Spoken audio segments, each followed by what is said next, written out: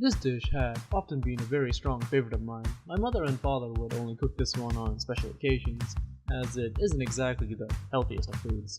The dish itself plays on a similar note to that of the common Trinity Chinese food, as it is something that is saucy, sweet, and salty. Yet, this dish does hold a special herb in it that overall adds a certain depth of flavor, whether it be the gingery aspect that you see here that adds a spiciness, or the green onions that you'll see that add a certain level of sweetness. This dish will always be a very familiar and comforting one for myself.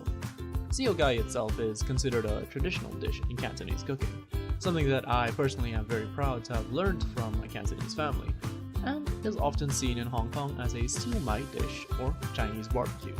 The overall flavor profile would be one that agrees with most Trinidadian palates, I believe, as I have had friends in the past take a bite or two and say that it's one of their new favorites.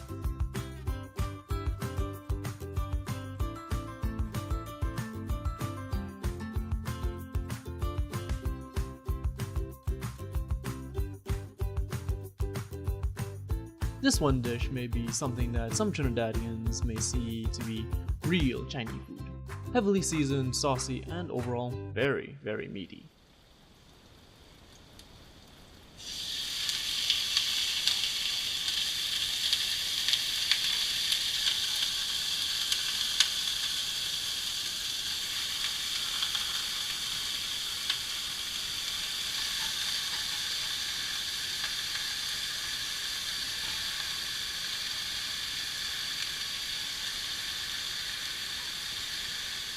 The dish itself I would see no problem being a hit amongst Trinidadians, as one can cite the success of char siu pork or sweet and salty pork as proof.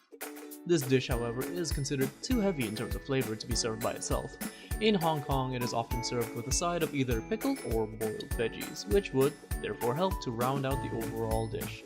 And this is what appeals to many Chinese in terms of cooking: balance of flavors and heaviness to lightness.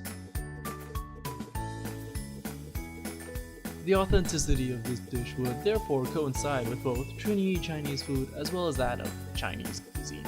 After all, one staple in the Caribbean cuisine is that of stewed chicken, but is often served with a flavorful main such as that of pei lao or macaroni pie.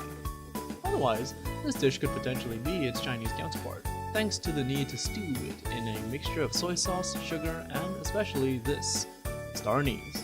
It is a spice that gives off an aromatic flavor, similar to that of black licorice, therefore adding a level of authenticity to Chinese cooking that I don't believe one would be able to create without the sort of bitterness it adds.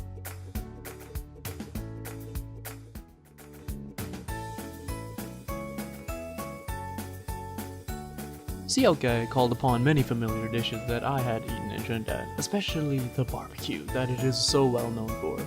But it also rang a bell for me as a dish that is Chinese and one that will always remind me of my family's faces.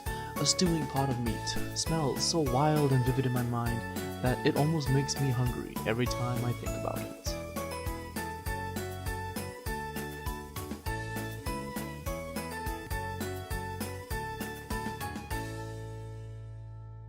The dish itself was also often served at my home alongside that of simple boiled Chinese greens such as gailan or yu choy, due to the heavy amount of flavor that comes with it, therefore allowing for the balance in terms of Chinese meals with a heavy dish and a light dish, therefore adding to the concept of authentic Chinese cooking.